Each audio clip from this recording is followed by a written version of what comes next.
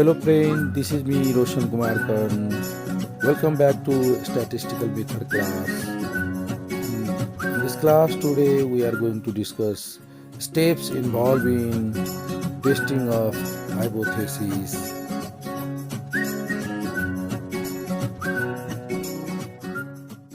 First,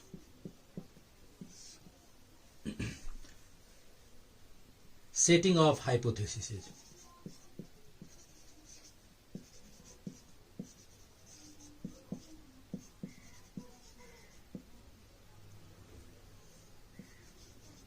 Setting of hypotheses. Under setting of hypothesis, first of all we set up null hypothesis. Null hypothesis H0, and second one alternative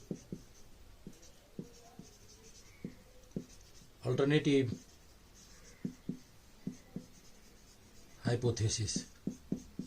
We have already discussed about all these things, how to formulate null hypothesis and alternative hypothesis. Next step is step second is to specify level of significance.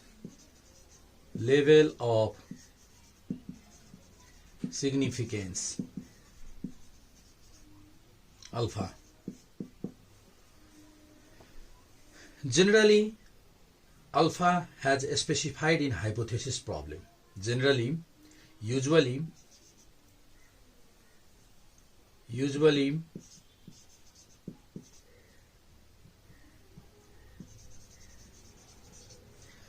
alpha has already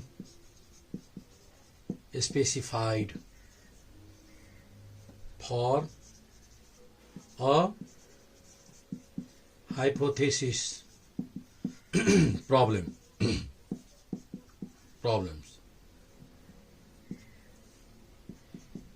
If alpha has not specified,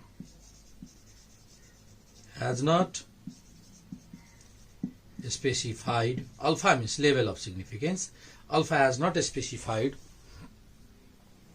then alpha equals to 5% is usually assumed. Since 5% level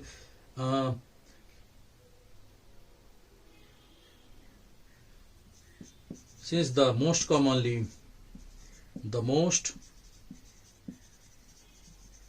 commonly used alpha is 5%.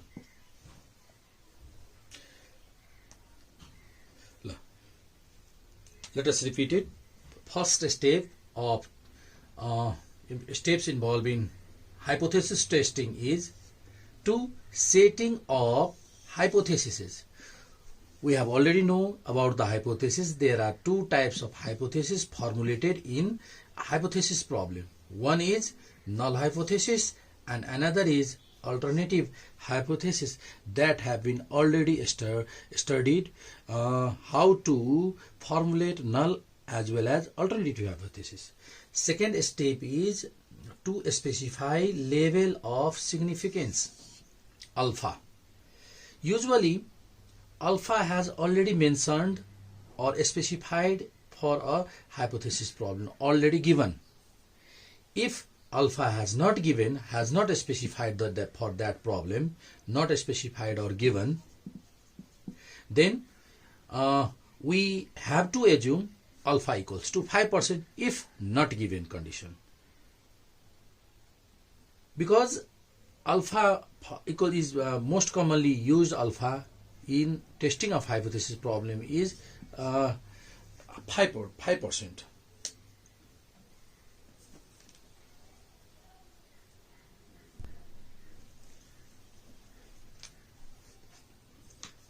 Step third.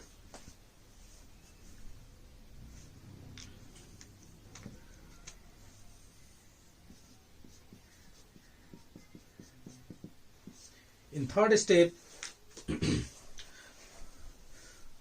we calculate test statistic. Test statistic under null hypothesis. Under null hypothesis, test statistic can be calculated by using this formula. Test statistic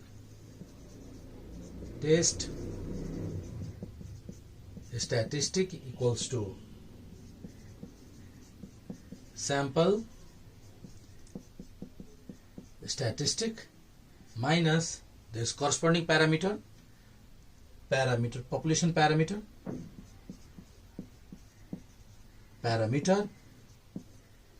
upon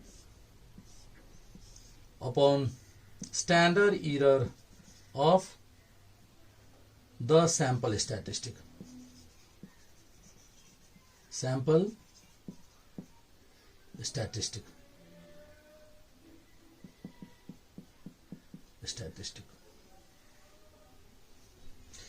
It is also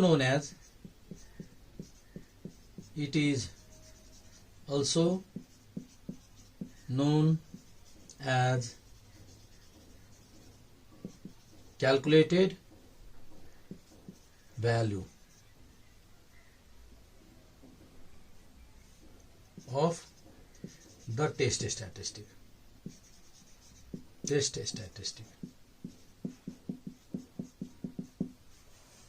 Okay. Next step, move towards the next step. Step number 4. In fourth step,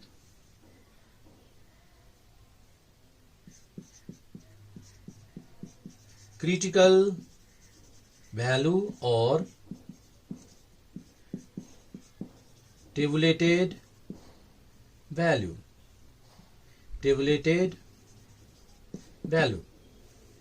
It is actually a tabulated value of test statistic which can be obtained from the corresponding standard table.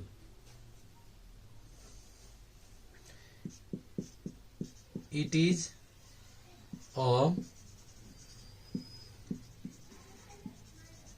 tabulated value of the test statistic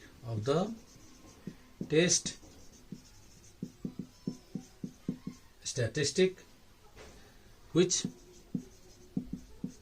can be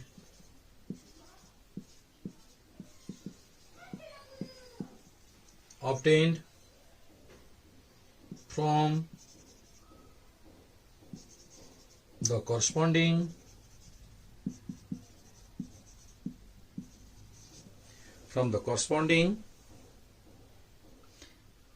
standard table.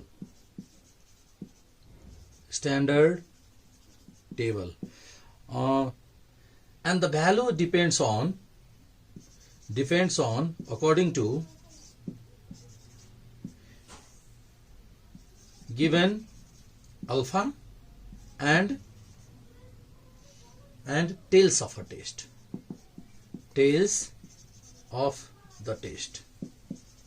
The value of test statistic depends on alpha, given alpha, and tails of a test.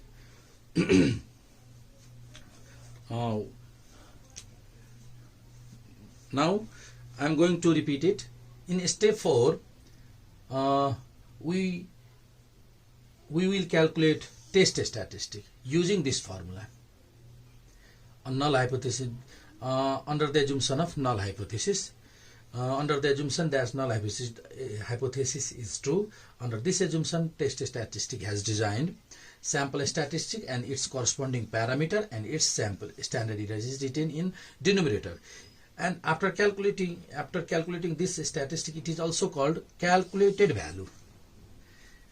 From step 3rd, we get calculated test statistic value from step 3rd. And in next step, in 4th step, we have we will find critical value or tabulated value of the same test statistic. for the same test statistic. Actually, critical value is tabulated value of the same test statistic, which can be obtained from corresponding standard table.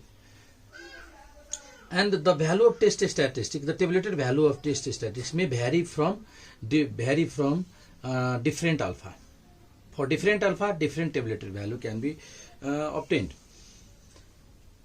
And tails of test, the tabulated value vary according to alpha and tails of test.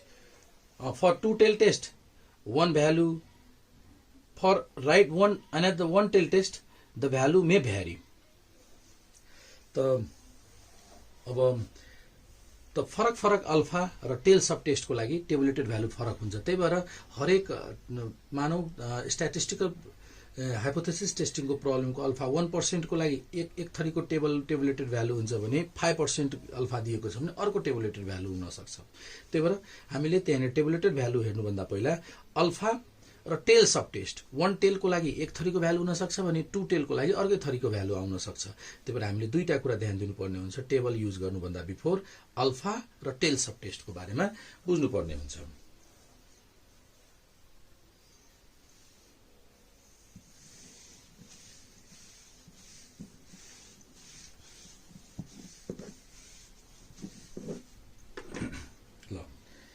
Last and fifth step is decision. Fifth step is decision.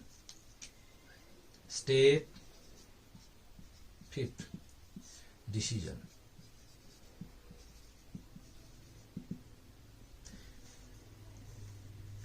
Decision can be made. The decision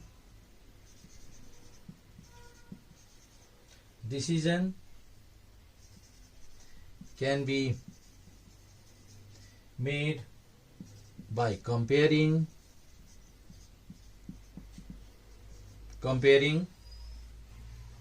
the calculated value and the tabulated value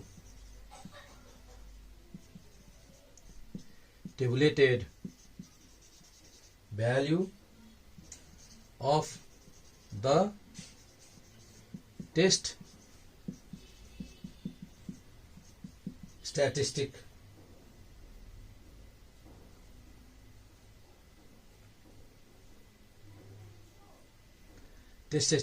used for the given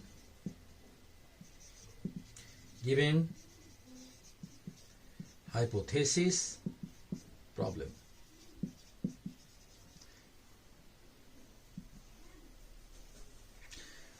decision के को आधारमा हामीले गर्न सक्छौं भन्दाखेरि calculated value हामीले already find out गरिसकेको हुन्छौं स्टेप 3 मा, र स्टेप 4 मा टेबुलेटेड भ्यालु अथवा क्रिटिकल भ्यालु पनि क्याल्कुलेट गरिसकेको हुन्छौं।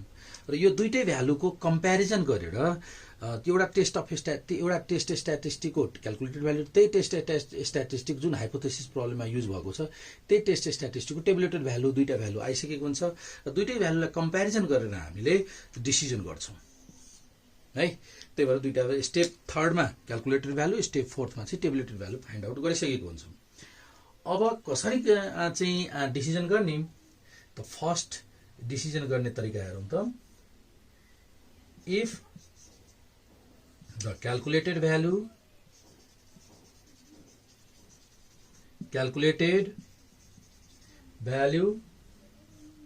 lies in the acceptance region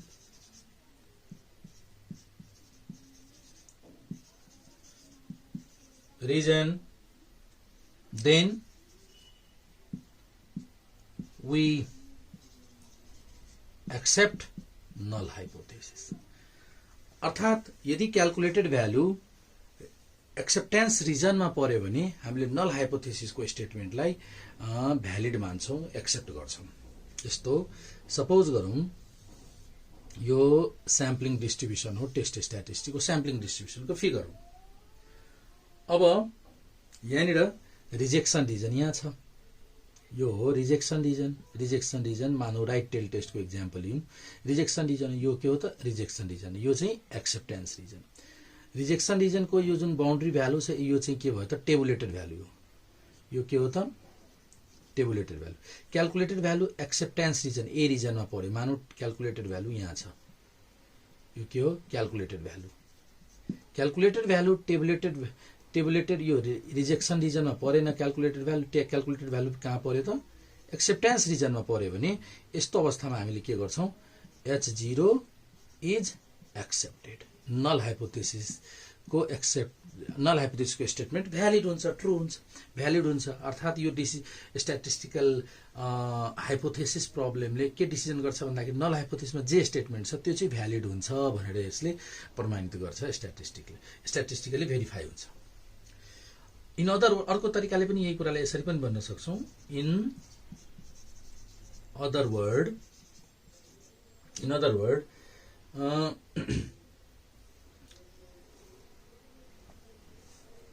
calculated value tabulated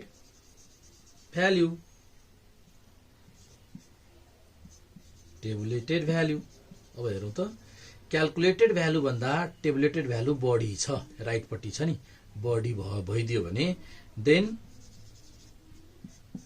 null hypothesis is accepted भन्छौं यो यसरी डिसिजन गर्छौं हामीले प्राय यो डिसिजन युज गर्छौं यो हामीलाई सजिलो हुन्छ यो डिसिजन सजिलो हुन्छ यो हेरौं त क्याल्कुलेटेड भ्यालु भन्दा टेबुलेटेड भ्यालु बढी भइदियो भने अथवा इक्वल भइदियो भने हामी नल हाइपोथेसिस एक्सेप्ट गर्छौं ध्यान दिनुहोस् यो क्याल्कुलेटेड भ्यालु भन्दा टेबुलेटेड बढी भइदियो भने एक्सेप्ट गर्ने क्याल्कुलेटेड भन्दा टेबुलेटेड बढी भयो भने एक्सेप्ट गर्ने ठीक अपोजिट अब यस्तो छैन अब अपोजिट कस्तो भन्दाखेरि यो पहिला नोट गरौँ यो यति कम्प्लिट गरिसकेपछि म फेरि अर्को डिसिजनको बारेमा भन्छु टेबुलेटेड भ्यालु बढी भए H0 एक्सेप्ट गर्ने अदरवाइज H1 एक्सेप्ट गर्ने त्यही त हो नि अर्को के भन्न सक्छौं टेबुलेटेड भ्यालु कम भइदियो भने के गर्ने नल हाइपोथेसिस होइन कि अल्टरनेटिभ हाइपोथेसिस एक्सेप्ट गर्ने यही डिसिजन हो ल हेरौं अब नम्बर 2 को लागि अब हेरौं है म यसमै नम्बर 2 गर्दिन्छु नम्बर 2 अब हेरौं सेकेन्ड नम्बर मैले यही चेन्ज गर्दिन second number if calculated value लाई इन एक्सेप्टेन्स हैन रिजेक्सन रिजन अब rejection region then we accept null hypothesis हैन वी एक्सेप्ट अल्टरनेटिभ हाइपोथेसिस भनेपछि we reject null hypothesis that is reject null hypothesis भन्नुको अर्थ वी एक्सेप्ट अल्टरनेटिभ हाइपोथेसिस भनेपछि अब चाहिँ के छ भन्दाखेरि क्याल्कुलेटेड भ्यालु कहाँ पर्यो if calculated value lies in the rejection region यहाँ छ क्याल्कुलेटेड भ्यालु टेबुलेटेड यो हो टेबुलेटेड भ्यालु यहाँ छ यो टेबुलेटेड भ्यालु हो क्याल्कुलेटेड भ्यालु यहाँ रिजेक्सन रिजनमा पर्यो क्याल्कुलेटेड भ्यालु यहाँ छ भनेपछि रिजेक्सन रिजनमा पर्यो यस्तो केसमा रिजेक्सन रिजनमा पर्दा नल हाइपोथेसिस रिजेक्ट गर्छौं हामी नल हाइपोथेसिस रिजेक्ट भनेकै अल्टरनेटिभ हाइपोथेसिस एक्सेप्ट गर्नु हो रिजेक्ट गर्छौं अर्को तरिकाले के भन्छौं क्याल्कुलेटेड भ्यालु टेबुलेटेड भ्यालु भन्दा बढी भइदियो अब भनेपछि टेबुलेटेड कम भइदिने टेबुलेटेड बढी भयो एक्सेप्ट गर्ने टेबुलेटेड कम भइदियो क्याल्कुलेटेड भन्दा यस्तो अवस्थामा टेबुलेटेड कम भइदिँदा हामीले नल हाइपोथेसिस रिजेक्ट गर्छौं अर्थात् अल्टरनेटिभ हाइपोथेसिस एक्सेप्ट गर्छौं त यसरी चाहिँ हामीले डिसिजन गर्ने गर्छौं यो चाहिँ तलको डिसिजन यो आधारबाट हामीले युज गर्छौं यहाँनिर कुन एक्सेप्ट भयो त H1 इज एक्सेप्ट गर्छौं आई होप सबैजनाले बुझ्नु भएको होला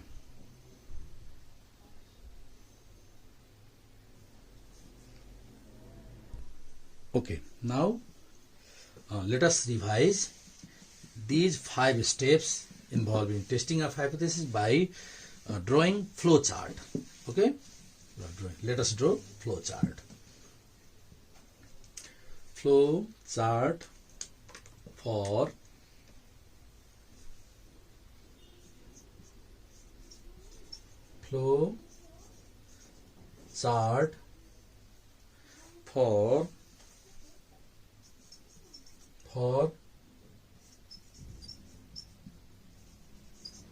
testing of hypothesis.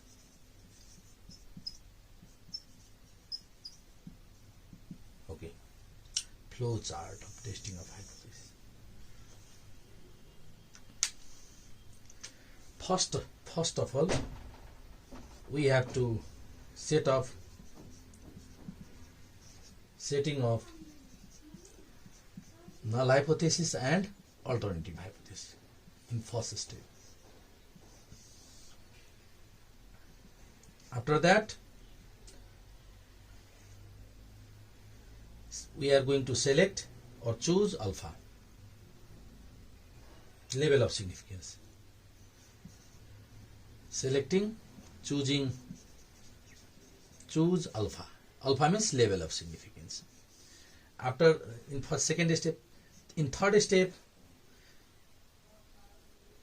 we will calculate test statistic. Calculate test statistic. Okay, calculate test statistic. And after that, tabulated value obtained in step 4. Obtain tabulated value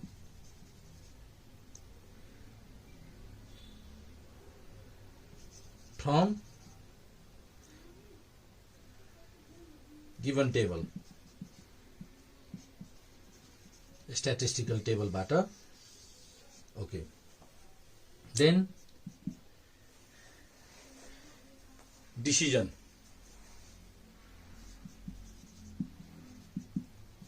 Decision is made by comparing calculated value and tabulated value.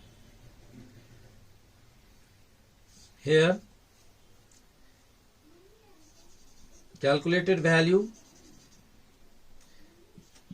tabulated value. If tabulated value is greater or equal to calculated value, at this situation, we accept null hypothesis. Null hypothesis is accepted.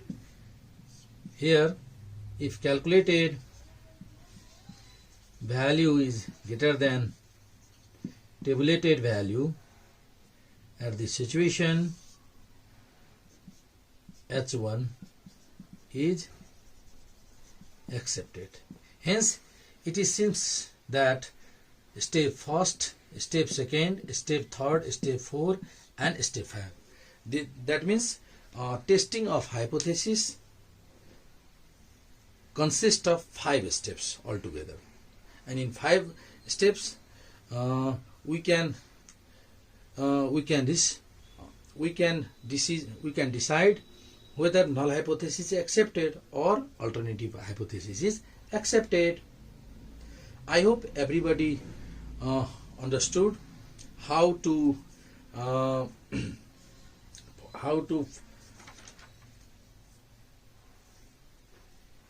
follow steps in testing of hypothesis.